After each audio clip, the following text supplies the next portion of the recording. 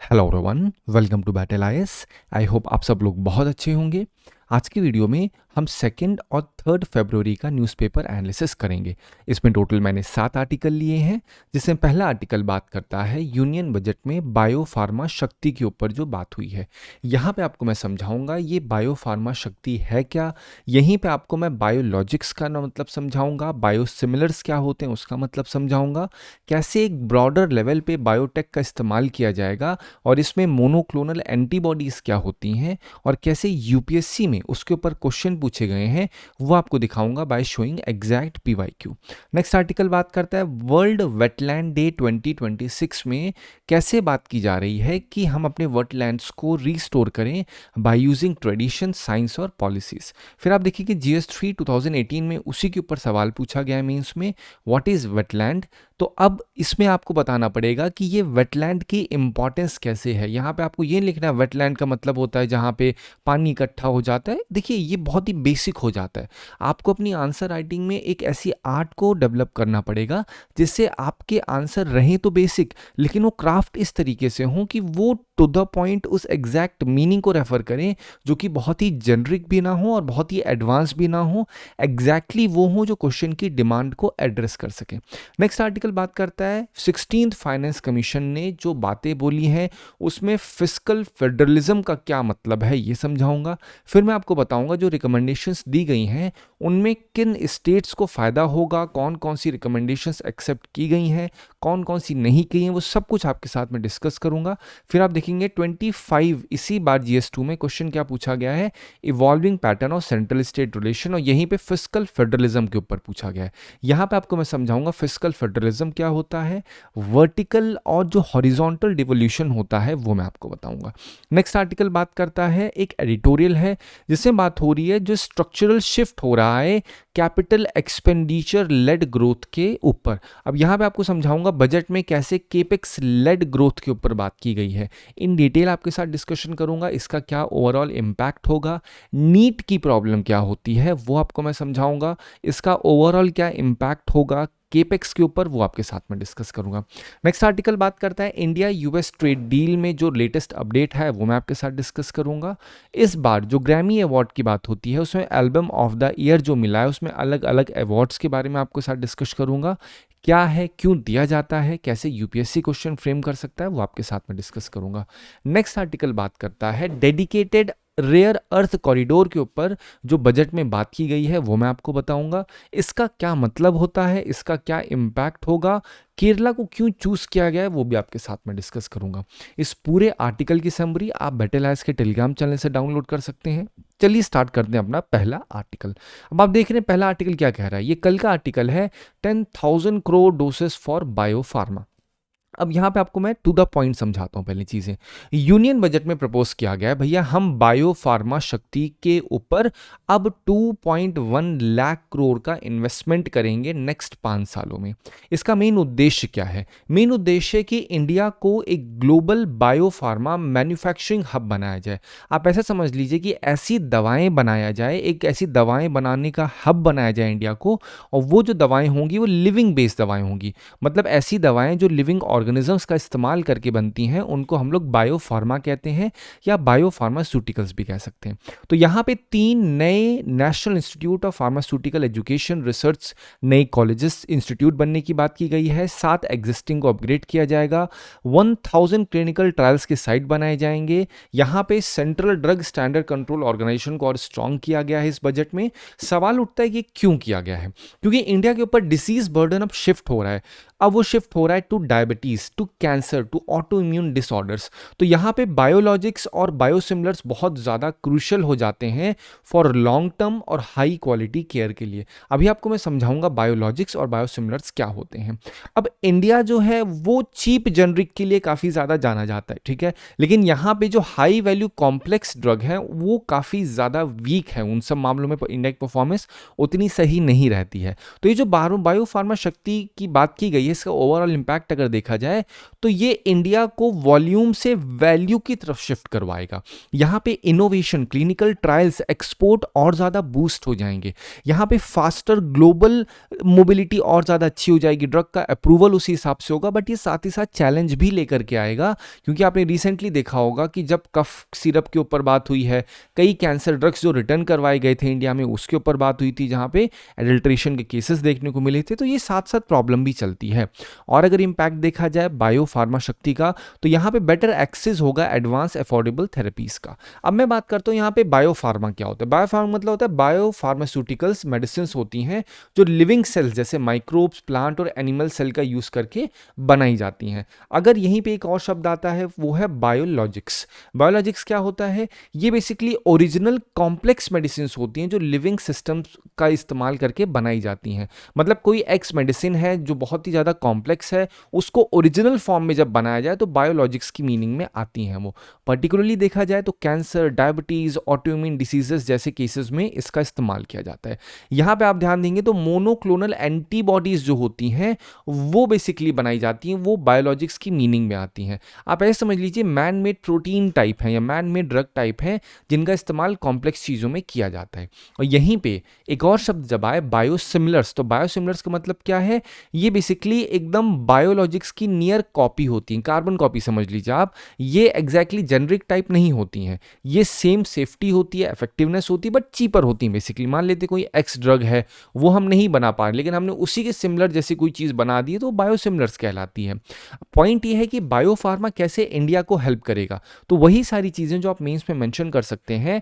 Advanced medicine जो होगी वो अफोर्डेबल हो जाएगी, जो बहुत ही कॉम्प्लेक्स होती हैं। थ्रू बायोलॉजिक्स इंडिया शिफ्ट करेगा from cheap to high value drug के ऊपर।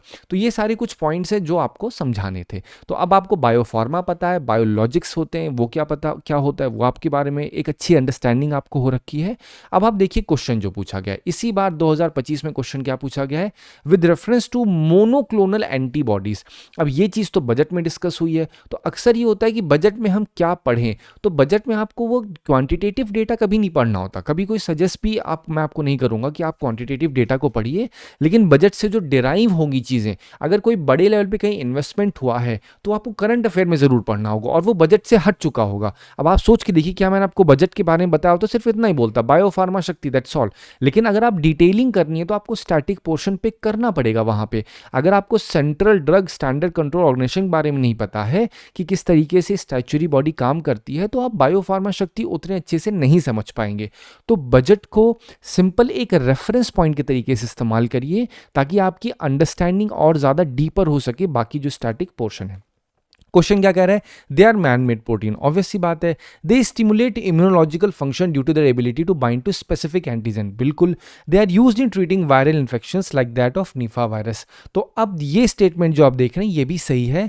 अब अक्सर जब ऐसे क्वेश्चंस आपके सामने आए और अगर आपको नहीं पता है तो वहाँ पे एटलीस्ट आप एक अप्रोच लगा सकते हैं ये सोच के कि क्या इसका इस्तेमाल हम नहीं कर सकते हैं, कांट दे बी यूज्ड। क्योंकि कई बार बच्चों के दिमाग में इस क्वेश्चन को लेकर कॉन्ट्रडिक्शन होता है, बट अगर आप थोड़ा सा अप्रोच लगाएंगे तो यूपीएससी में अगर कोई स्टेटमेंट गलत करना होता है उसको, तो वो उस स्टेटमेंट में कुछ ना कुछ ऐसे टर्म्स को जरूर डालेगी जिससे वो स्टेटमेंट गलत हो जाए। ठीक है, तो यहाँ पे तीनों स्टेटमेंट जनरली सही हैं। चलो अब बात करते हैं हम लोग नेक्स्ट आर्टिकल पे। नेक्स्ट आर्टिकल बात करता है वर्ल्ड वेटलैंड डे 2026 के ऊपर। अब यहाँ पे आपको समझाता हूँ ये क्या है, किस चीज़ के ऊपर चर्चा हो रही है एडिटोरियल में। तो इस बार का थीम तो आपको पता है ऑलरेडी, अगर नहीं पता एक बार पढ़ लीजिएगा, wetland and traditional knowledge celebrating cultural heritage. अब वेटलैंड का अर्थ क्या होता है? मतलब ऐसा लैंड जो कि वेट है, ऑब्वियसली बात है, मतलब जो कि थोड़ा गीला है, मतलब जो रिवर होते हैं या कोई तालाब होते हैं उसके किनारे वाले जो इलाके होते हैं, जो दलदल के इलाके होते हैं जहां बहुत शैलो वाटर होता है, उसे वेटलैंड की कैटेगरी में आता है। तो पॉइंट उठता है कि मैटर क्यों करते हैं भाई ये? क्योंकि इकोलॉजिकल लेवल पे काफ़ी ज़्यादा अहम होते हैं वेटलैंड, क्योंकि फ्लड को कंट्रोल करते हैं, वाटर प्यूरिफिकेशन, बायोडाइवर्सिटी और ग्राउंड वाटर रिचार्ज में काफ़ी ज़्यादा अहम माने जाते हैं। इकोनॉमिक लेवल पे देखा जाए एग्रीकल्चर, फिशरीज में काफ़ी सिग्निफिकेंस है। रिचुअल्स, फेस्टिवल्स भी यहाँ पे काफ़ी ज़्यादा मनाए जाते हैं जिससे इसकी सोशल कल्चरल वैल्यूज़ होती हैं। डिजास्टर रेजिलियंस तो है ही ऑब्वियस से। यहाँ पे क्या है, ये फ्लड के अगेंस्ट एक बफर जोन के तरीके से काम करते हैं। पॉइंट है यहाँ पे प्रॉब्लम क्या है? प्रॉब्लम ये है कि 40% ऑफ जो वेटलैंड है वो पिछले 30 साल में लूज हुए हैं। 50% के अप्रॉक्सीमेटली वो डिग्रेड हुए हैं। कॉजेस क्या है? एनक्रोचमेंट हुआ है, पॉल्यूशन हुआ है, इम्प्लीमेंटेशन जो होता है एडुकेट लॉस का वो सही से नहीं हुआ है। यहाँ पॉइंट है कौन कौन सी पॉलिसीज और इंस्टीट्यूशनल फ्रेमवर्क्स प्रिवेल कर रहे हैं। पहली चीज तो यहाँ पे वेटलैंड कंजर्वेशन मैनेजमेंट रूल है 2017 का। अब आपका काम क्या है, आप इस पूरे रूल को एक बार पढ़िएगा, इसमें 2 से 3 लाइन का नोट जरूर बना लीजिएगा नेट पे डाल के। नेक्स्ट कह रहा है national plan for conservation of aquatic system, coastal regulation zone, Ramsar convention. तो ये सारे क्या है? ये सारे कुछ ऐसी पॉलिसीज हैं या इंस्टीट्यूशनल फ्रेमवर्क्स हैं जो एग्जिस्ट करते हैं ताकि वेटलैंड्स को सेफगार्ड किया जा सके। अब इन सब के लिए चैलेंजेस कौन कौन से हैं? चैलेंजेस वही हैं जो कि आपके इसके पहले मैंने आपको बताया था, ये चैलेंजेस है वेटलैंड के रिगार्ड में। ये पर्टिकुलर चैलेंजेस जो हैं ये हैं इन सब पॉलिसीज के रिगार्ड पे। जैसे आप लोग देखते हैं फ्रैगमेंटेड गवर्नेंस है, यहाँ पे अलग अलग रूल्स बने हुए हैं, अलग अलग बॉडीज़ हैं। अब बॉडीज़ को किस तरीके से डिवाइड करना है बॉडीज़ में वर्क, वो काफ़ी ज़्यादा कंफ्यूजिंग हो जाता है कभी कभी, जिससे प्रॉब्लम और ज़्यादा सीवियर हो जाती है। प्रॉपर मैपिंग नहीं है, वेटलैंड को एक स्पेयर लैंड के तरीके से कंसिडर किया जाता है। क्लाइमेट चेंज का जो इम्पैक्ट पड़ रहा है और प्रॉपर ट्रेंड वेटलैंड के जो मैनेजर्स होते हैं वो भी अभी लैक कर रहे हैं। ठीक है, चलो अब बात करते हैं हमारे पास का सोल्यूशन क्या है। हमें वेटलैंड को प्रॉपर डिमार्केट करना पड़ेगा, वेस्ट वाटर को ट्रीट करना पड़ेगा। जब वेटलैंड में पहुंचने से पहले हमें जो आपकी कनेक्टिविटी है, कैचमेंट एरिया होता है वेटलैंड को और जो नॉर्मल बॉडी होती है वाटर की, उससे जो कनेक्शन होता है हमें उसे प्रोटेक्ट करना पड़ेगा। वेटलैंड को एज अ रिस्क रिडक्शन की तरीके से हमें यूज करना पड़ेगा, कैपेसिटी बिल्डिंग करनी पड़ेगी और हमें अप्रोच को चेंज करना पड़ेगा। ठीक है, चलो अब बात करते हैं हम लोग नेक्स्ट आर्टिकल पर। नेक्स्ट आर्टिकल बात कर रहा है किस चीज के ऊपर? यहां पे बात हुई है जो इस बार बजट आया है जिसमें कैपिटल एक्सपेंडिचर के ऊपर अच्छा खासा अमाउंट डाला गया है गवर्नमेंट के द्वारा। अब एक बात आप समझिए, कैपिटल एक्सपेंडिचर होते क्या है? कैपिटल एक्सपेंडिचर मतलब ऐसा खर्चा जो कि एसेट क्रिएशन के लिए किया जाता है जनरली। ठीक है, तो यहाँ पे 26 का जो इस बार अभी बजट आया है, यहाँ पे स्ट्रक्चरल शिफ्ट दिखा है केपेक्स लेड ग्रोथ के ऊपर, जिसमें बोरोइंग बहुत ज़्यादा बहुत बोरोइंग के जो एक रेशियो दिखा है वो बहुत ज़्यादा दिखा है। फिस्कल डेफिसिट जो है इज एट 4.3% ऑफ जीडीपी और जो कैपिटल एक्सपेंडिचर है वो है 11.2 लाख करोड़। अब इससे क्या है, इससे धीरे धीरे धीरे धीरे क्या हो रहा है, जो बजट है या फिर जो जीडीपी में कैपिटल एक्सपेंडिचर का रेशियो है वो बढ़ रहा है, लेकिन यहाँ पे जो एम्प्लॉयमेंट अपॉर्चुनिटी है उसके ऊपर उतनी बात नहीं हुई है। ये इस एडिटोरियल के हिसाब से कहना है।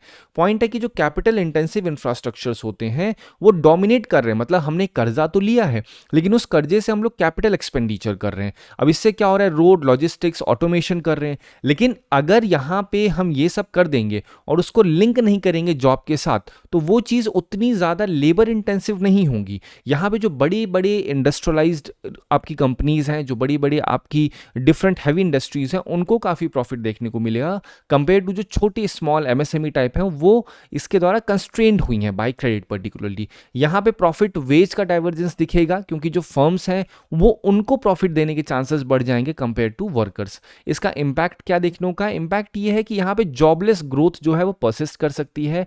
यूथ का एक्सक्लूजन हुआ है क्योंकि इस एडिटोरियल कहना है कि अगर कैपिटल एक्सपेंडिचर हम बहुत बड़े लेवल पे लगाएंगे तो जब तक वो अपना इंपैक्ट दिखाएगा तो उस लेवल पे एम्प्लॉयमेंट जनरेट नहीं हो पाएगी कंपेयर टू जितना लेबर इंटेंसिव में करने से होगा। यहाँ पे इनफॉर्मेलिटी का राइज होगा, यहाँ पे सेल्फ एम्प्लॉयमेंट जो है वो भी देखने को मिलेगी, लेकिन पर्टिकुलरली लो इनकम के साथ। यहाँ पे अब एक शब्द आप देख रहे हैं नीट 23 to 25% जो है यूथ का एक्सक्लूजन है। अब नीट आप लोग सोच रहे होगे ये उस एग्जाम की बात हो रही है, बट नीट का अर्थ मैं आपको समझाता हूँ। नीट मतलब होता है not in education employment training, मतलब ये ऐसे यूथ होते हैं जो 15 से 29 साल के होते हैं जो कि ना ही एजुकेशन में है, ना एम्प्लॉयमेंट में है, ना ट्रेनिंग में है। जब इनके बाहर यूथ रहते हैं तो उन्हें नीट में डाला जाता है। क्यों मैटर करता है? क्योंकि ये जॉबलेस ग्रोथ को सिग्नल देता है। यहाँ पे स्किल मिसमैच को रिफ्लेक्शन दिखता है। इंडिया में क्यों है? क्योंकि कैपिटल एक्सपेंडिचर की ग्रोथ अगर ज़्यादा होगी तो यहाँ पे जॉब्स उतनी ज़्यादा नहीं क्रिएट होंगी और जिसकी वजह से जो लेबर इंटेंसिव इकोनॉमी है, लेबर इंटेंसिव जो सेक्शन है उसको उतने बड़े लेवल पे एम्प्लॉयमेंट नहीं मिल पाएगा। एजुकेशन अलाइन नहीं है मार्केट नीड के साथ, तो इसका ओवरऑल इम्पैक्ट ये है कि जो ये 15 से 29 साल के यूथ हैं, इनकी जो डेमोग्राफिक डिविडेंड है इनका, वो लूज हो जाएगा। यहाँ पे सोशल स्ट्रेस और इनइक्वालिटी का रिस्क और ज़्यादा बढ़ जाता है। यहाँ पे जो प्रोडक्टिविटी है और जो इंक्लूसिव ग्रोथ है, ये धीरे धीरे धीरे और ज़्यादा ड्रैग उनके ऊपर पड़ेगा। ठीक है, चलो अब लोग बात करते हैं नेक्स्ट आर्टिकल पे। नेक्स्ट आर्टिकल बात कर रहा है इस बार जो इंडिया और यूएस की अभी एक टैरिफ डील हुई है। अब जनरली यही बात निकल के आई है कि ट्रंप और मोदी के बीच में फ़ोन कॉल पे ये चीज़ डिस्कस हुई है कि भैया अब हम लोग क्या करेंगे, हमारा जो टैरिफ डील है वो ऐसे कंक्लूड होगी जिसमें यूएस ने टैरिफ को रिड्यूस कर दिया है अबाउट 80% तक, फिर जो ये पहुंचा हुआ था 50% तक पहुंचा हुआ था, अप टू 50% था। अब यहाँ पे जो चीज़ है, ट्रंप ने भी अपनी बात बोली है, इंडिया ने भी कहा कि भैया हम जो भी कर रहे हैं ये आपस में एक मैच्योरिटी को शो करता है, हम ग्रोथ ड्राइवर हैं, मतलब ये एक बेसिक चीज़ है जो आपको पता होनी चाहिए। लेकिन अब यहाँ पे थोड़ा सा एक अलग अप्रोच को आप सोचिए कि ये यूएसए ने क्यों किया होगा, what might be reason behind this. तो यहाँ पे इंडियन ऑफिशियल्स कह रहे हैं कि भैया हमने जो कुछ भी यहाँ पे अभी डील की है ट्रम्प के साथ, ये डील पूरी तरीके से हमारे इंटरेस्ट को नज़र में रखते हुए की गई है। लेकिन यूएसए ने कहा है कि भैया हम लोग, मतलब इंडिया से कहा है कि आप $500 बिलियन तक की परचेज प्लेज को लीजिए। अब ये ट्रंप ने अपनी मीडिया में बोल दिया कि भैया इंडिया ने ऐसा कहा है करने के लिए, लेकिन अभी तक इंडिया में इस चीज़ का कंफर्मेशन नहीं आया है कि क्या इंडिया $500 बिलियन की परचेज प्लेज लिया है अमेरिका से या नहीं लिया है। अब ये जो भी हुआ इसका शॉर्ट टर्म इंपैक्ट क्या पड़ेगा। इंडियन एक्सपोर्टर्स की बात की जाए तो यहाँ पे जो प्रोडक्ट्स हैं इनके, एक्सपोर्टेड प्रोडक्ट्स, इनकी कॉम्पिटिटिवनेस बढ़ जाएगी। जो सेक्टर्स हैं जैसे टेक्सटाइल, इंजीनियरिंग गुड्स, ये भी धीरे धीरे क्या होंगे, इनका एक्सपोर्ट बढ़ेगा। मार्केट की बात की जाए तो यहाँ पे स्टॉक मार्केट में पॉजिटिव रिएक्शन दिखेगा। लेकिन अभी भी इस पर डिबेट चल रही है कि ये जो डील हुई है, इस डील की जो माइक्रो डिटेल्स है वो क्या है, किस ग्राउंड के ऊपर ये डील रखी गई है। क्या ऐसा तो नहीं है कि ट्रंप ने वेनेजुला के ऊपर जो एक्विजिशन रखा है तो इंडिया को फोर्स करे कि आपको वेनेजुला से ऑयल लेना पड़ेगा, तो उसकी वजह से आप रशिया से स्विच करो वेनेजुला पे। क्या हो सकता है रीजन, वो अभी सामने नहीं आया है, वो विद टाइम ही बाहर निकल के आएंगी बातें। ठीक है, चलो अब बात करते हैं हम लोग नेक्स्ट आर्टिकल पे। नेक्स्ट आर्टिकल बात कर रहे हैं बैड बनी को ग्रैमी अवार्ड मिला है। तो जो बैड बनी क्या है, ये एल्बम ऑफ द ईयर बना है। ठीक है, यहाँ पे आपको पता होना चाहिए फर्स्ट स्पेनिश लैंग्वेज का एल्बम है जिसे टॉप ग्रैमी मिली है। बिली एलिश की बात की जाए तो सॉन्ग ऑफ द ईयर मिला है वाइल्ड फ्लावर नाम से। ठीक है, एल्बम ऑफ द ईयर ध्यान रखिएगा बैड बनी को मिला है। और ये सारे कुछ पॉइंट्स हैं जो आप एक बार पढ़ लोगे, आपको सिंपल एक बार रीडिंग कर लेनी है। सवाल ऐसे डायरेक्टली नहीं पूछेंगे तो टॉप से ही पूछेंगे। मेन चीज़ क्या है, ग्रैमी क्या, तो ग्रैमी अवार्ड आपका हाईएस्ट अवार्ड म्यूजिक कहा जाता है इन द वर्ल्ड। ये एक्सीलेंस इन म्यूजिक पे दिया जाता है। इनकी केवल ये नहीं होता कि पॉपुलैरिटी के अनुसार दिया जा रहा है, म्यूजिक में एक्सीलेंस भी देखी जाती है। ये रिकॉर्डिंग एकेडमी जो है उनके द्वारा दिया जाता है। कैसे दिया जाता है, आर्टिस्ट अपने सबमिट करते हैं वर्क को, एक्सपर्ट कमिटी स्क्रीनिंग एंट्री करती हैं इनकी, और फिर यहाँ पे वोटिंग के अनुसार वो चीज़ चुनी जाती है। तो ग्रैमी कहाँ का है, ये यूएसए, ध्यान रखिएगा रिकॉर्डिंग एकेडमी जो है यूएसए की, वो सेलेक्ट करती है। और उसने इस बार एल्बम ऑफ द ईयर दिया है किसको, बैड बनी को। ठीक है, अब इसमें क्या है, देबी तिरार मास फटोज, मतलब ये स्पेनिश लैंग्वेज का जो एल्बम है उसको मिला है इस बार। ठीक है, चलो अब बात करते हैं हम लोग नेक्स्ट आर्टिकल पे। नेक्स्ट आर्टिकल बात करता है 16th फाइनेंस कमीशन ने जो रिकमेंडेशंस दी हैं, उन रिकमेंडेशंस के ऊपर क्या रिस्पॉन्स आया है बजट में, कौन कौन सी चीज़ें उठी हैं या फिर कौन सी स्किप की गई, सब कुछ आपके साथ में इन शॉर्ट डिस्कस करता हूँ। अभी इसके ऊपर और भी बातें आएंगी, वो विद टाइम हम इसके ऊपर डिस्कस करेंगे। अभी जो आर्टिकल में मेंशन किया है हम उसको डिसेफर करते हैं यहाँ पे। तो हुआ क्या है, जो फाइनेंस कमीशन 16 था, 16 फाइनेंस कमीशन, उन्होंने जो वर्टिकल डेवोल्यूशन है उसको 41% रखा था। पहले समझ लिए वर्टिकल क्या होता है और हॉरिजॉन्टल डेवोल्यूशन क्या होता है। वर्टिकल मतलब होता है ये जो आप देख रहे हो ना, ये टॉप टू बॉटम, ये आपका वर्टिकल कैटेगरी में आएगा। और जब कह रहे हैं हॉरिजॉन्टल मतलब क्या है, ये इस रेफरेंस में देखा जाता है। जब कह रहे हैं वर्टिकल डेवोल्यूशन मतलब मान लेते हैं सेंटर है, सेंटर से स्टेट में जो अमाउंट दिया जाएगा वो उसे बोलेंगे वर्टिकल। लेट्स से अगर बोल दिया वर्टिकली 41%, 100 रुपए की कमाई हुई है वर्टिकली, मतलब अपने से नीचे हम 41 रुपए देंगे खाली। अब यहां पे हॉरिजॉन्टल डेवोल्यूशन देखा जाएगा, 41 रुपए तो है, लेकिन अब ये 41 रुपए बाकी सभी स्टेट्स में कैसे बटेगा, वो बटने की जो प्रक्रिया होती है उसे हम लोग कहते हैं हॉरिजॉन्टल फॉर्मूला या फिर हॉरिजॉन्टल डेवोल्यूशन कहते हैं। तो इस बार स्टेट की डिमांड थी भैया एटलीस्ट 50% तो आप दीजिए वर्टिकली, है ना, लेकिन ये चीज़ यहाँ पे 41% रखी है जिसको यहाँ पे एक्सेप्ट किया गया, ठीक है। अब 41% तो रखा गया, अब यहाँ पे जो कमीशन उन्होंने एडमिट किया है कि जो स्टेट्स हैं उनको जीएसटी की वजह से फिस्कल स्ट्रेस हुआ है और वो अब बोरोइंग के ऊपर ज़्यादा रिलाई कर रहे हैं स्टेट्स। यहाँ पे जो हॉरिजॉन्टल फॉर्मूला है उसको थोड़ा सा ट्वीक किया गया और ये चीज़ थोड़ी बहुत स्टेट्स को अच्छी भी लगी है। इसमें क्या कहा गया है कि भैया जो स्टेट जितना कंट्रीब्यूट करेगा उसके अनुसार उसको हम थोड़ा सा उसी हिसाब से वेटेज भी देंगे। और इवन तो ये चीज़ 16th फाइनेंस कमीशन ने ही मेंशन की थी, कहा था भैया अगर कोई स्टेट है वो जीडीपी में 100 रुपए की जीडीपी में से 10% दे रहा है तो 10 रुपए के हिसाब से उसे प्रॉफिट भी तो मिलना चाहिए ना। तो इसी वजह से यहाँ पे 2.5 to 10% कर दिया, मतलब जिसने जितना अमाउंट में कंट्रीब्यूट किया जीडीपी में ओवरऑल तो उसको उतने ही अमाउंट में मिलेगा भी रिटर्न, ठीक है। ये चीज थोड़ी बहुत एक्सेप्ट की गई है। यहां पे एम रखा गया है कि जो प्रोडक्टिव और एफिशिएंट स्टेट्स हैं उनको एक प्रॉपर तरीके से बेनिफिट दिया जाए, लेकिन यहां पे थोड़ा बहुत एक कॉशियसनेस भी है कि ये चीज जो ट्रांसफर डिपेंडेंट स्टेट्स हैं, मतलब ऐसे स्टेट्स हैं जो कि स्टेट जो सेंटर के द्वारा जो ग्रांट्स दिए जाते हैं उनके ऊपर डिपेंडेंट हैं, वो थोड़े बहुत और भी इन्फ्लुएंस हो सकते हैं। मतलब जो आपने अक्सर सुना होगा कि जो ऐसे स्टेट्स हैं ज्यादा अमाउंट में पैसा देते हैं किसमें, जो टैक्सेशन होता है, तो उनका अक्सर ये कंप्लेन रहती है कि सेंटर जो होती है वो उन स्टेट्स को पैसा देती है जो कि उतना कंट्रीब्यूट भी नहीं कर रहे हैं, सिर्फ पब्लिक गुड के नाम पे, ठीक है। तो ये चीज भी काफी ज्यादा कंसर्निंग होती है, पर्टिकुलरली ये आपको देखने को मिलेगा साउथ इंडियन स्टेट में। यहां पे एक और चीज जो एक ऐसा क्रिटिक निकल के आई है वो ये है कि जो डेमोग्राफिक परफॉर्मेंस है उसकी वेट को रिड्यूस किया गया है, जो पॉपुलेशन साइज है उसके वेट को इंक्रीज कर दिया गया। मतलब अगर एक एक्स स्टेट के अंदर पॉपुलेशन ज्यादा है तो उस पॉपुलेशन के अनुसार उसे वहां पे मिलेगा ग्रांट, लेकिन वहीं पे अगर कहीं पे एक पॉपुलेशन खाली 50 है लेकिन 50 ने उठा करके डबल ट्रिपल अमाउंट में पैसा दिया हुआ है तो उसको तो उसकी तो डेमोग्राफी जो परफॉर्मेंस है उससे तो पैसा मिला ही नहीं उतना ज्यादा। तो ये चीज काफी ज्यादा ऐसे क्रिटिक की तरीके से देखी जाती है और यहाँ पे इसको काफी ज्यादा क्रिटिसाइज भी किया जाता है। जो आपके इंडस्ट्रियल स्टेट्स होते हैं जैसे तमिलनाडु, महाराष्ट्र, इनको बहुत ही मार्जिनल गेन देखने को मिला है, ठीक है। यहां पे कमीशन ने जो आपका डिविजिबल पूल श्रिंक हो रहा है, क्यों? क्योंकि धीरे धीरे क्या होता है, जो सेंटर होता है वो सेस सरचार्ज लगाते हैं। अब सेस और सरचार्जेस ऐसे होते हैं जिसपे एक एक्सक्लूसिव कंट्रोल होता है सेंटर का, तो कमीशन ने भी ये चीज को बोला है। अब ये ओवरऑल निकल के आ रहा है कि जो स्टेट का स्ट्रेस है उसको तो रिकॉग्नाइज किया गया है, लेकिन जो डीपर फिस्कल फेडरलिज्म रिफॉर्म्स हैं वो अभी भी प्रॉपर तरीके से नहीं लाए गए हैं। यहां पे पॉइंट है, फिस्कल फेडरलिज्म का मतलब क्या होता है? फिस्कल मतलब होता है पैसा, फेडरलिज्म मतलब होता है जो रिलेशन होता है स्टेट और सेंटर के बीच में। तो जो पैसे से संबंधित रिलेशन होता है सेंटर और स्टेट के बीच में उसे हम लोग फिस्कल फेडरलिज्म टर्म में देखते हैं। अब इसके लिए हम लोग देखते हैं कि किस तरीके से सेंटर जो भी रेवेन्यू आता है उसको कैसे शेयर करता है स्टेट के साथ। तो वो चीज का जो फॉर्मूला होता है, जो तरीका होता है, वो डिसाइड करता है कि ओवरऑल इकोनॉमी कैसे चलेगी, स्टेट्स के अंदर कितनी ज़्यादा यूनिटी रहेगी, कितना ज़्यादा आपस में डिसयूनिटी रहेगी। सारी चीज़ें इसी फिस्कल फेडरलिज्म के ऊपर चलती हैं।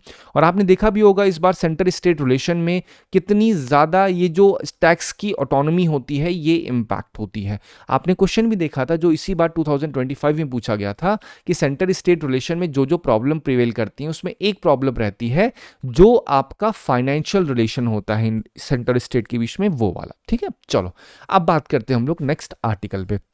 नेक्स्ट आर्टिकल बात करता है जो डेडिकेटेड रेयर अर्थ कॉरिडोर की बात की गई है। तो यूनियन बजट ने इस बार अनाउंस किया है डेडिकेटेड रेयर अर्थ कॉरिडोर, किसके लिए? केरला, आंध्रा, उड़ीसा, तमिलनाडु के लिए। तो केरला प्लान कर रहा है एक कॉरिडोर लिंकिंग आपका Vizhinjam Kerala mineral and metal limited से लेकर के ये आपका कोची को लिंक करेगा। अब सवाल है कि यार ये कैसे होगा ये सारी चीजें, क्योंकि यहाँ पे एक जहां माइनिंग होगी, एक जहां प्रोसेसिंग होगी इंडस्ट्री में, R&D करके उसको उठा करके हम लोग एक्सपोर्ट कर देंगे पोर्ट के थ्रू या फिर डायरेक्टली फाइनल डेस्टिनेशन पे यूटिलाइज कर लेंगे। पॉइंट है कि क्यों केरला का नाम आया, क्योंकि केरला की कोस्ट जो है वो रिच है रेयर अर्थ एलिमेंट में, जैसे थोरियम, स्कैंडियम आप लोग देखते हैं क्रिटिकल होते हैं काफी ज्यादा ये ईवी डिफेंस में। इसका ओवरऑल इंपैक्ट ये देखने को मिलेगा कि 42,000 करोड़ का इन्वेस्टमेंट 1% टारगेट किया जा रहा है, जो कि अप्रॉक्सीमेटली 50,000 जॉब्स को क्रिएट करेगा। केरला को एक इंडिया का परमानेंट मैग्नेट हब की तरीके से भी बनाएगा ये ओवरऑल जो डेडिकेटेड रेयर अर्थ कॉरिडोर बनाया जा रहा है। पॉइंट है क्या होता है, ये इंटीग्रेट करता है इंडस्ट्रियल बेल्ट को जो कनेक्ट करती है माइनिंग, प्रोसेसिंग, रिसर्च, मैन्युफैक्चरिंग को। पॉइंट है ये कैसे चेंज करेगा, तो रॉ जो एक्सपोर्ट होता है उससे वो वैल्यू एडिशन पे आएगा कि मिनरल की प्रोसेसिंग जो होगी वो की जाएगी और उसको करके ये सारी चीज़ें एक ही जहाँ करने का प्रयास किया जाएगा। और ये चीज़ आपने काफ़ी ज़्यादा जियोपॉलिटिक्स में सुनी होगी कि इट इज़ नॉट अबाउट किसके पास कितना ज़्यादा रिसोर्स है, it is about who is owning processing. And you must have heard this thing that China dominate in processing. China has dominance of more than 70 to 80% processing of critical elements, of rare earth element. So this is the reason behind various blocks which are being built. जैसे आपने PACS silica के बारे में सुना होगा जो USA के द्वारा बनाया जा रहा है। क्या मतलब है इसका, ताकि सेमीकंडक्टर में एक ग्लोबल सप्लाई चेन बनाई जा सके। तो ये जो रेयर अर्थ कॉरिडोर्स का इंपैक्ट क्या होगा, जॉब आएंगी, इनकम बढ़ने के चांसेस बढ़ेंगे, स्ट्रैटेजिक गेन होगा और स्टेट की पावर जो बनेगी वो भी अच्छी हो जाएगी, सप्लाई चेन जब उसकी और ज़्यादा इम्प्रोवाइज होगी। आई होप आपको इस आर्टिकल से मदद मिली होगी। Thank you so much for watching this video.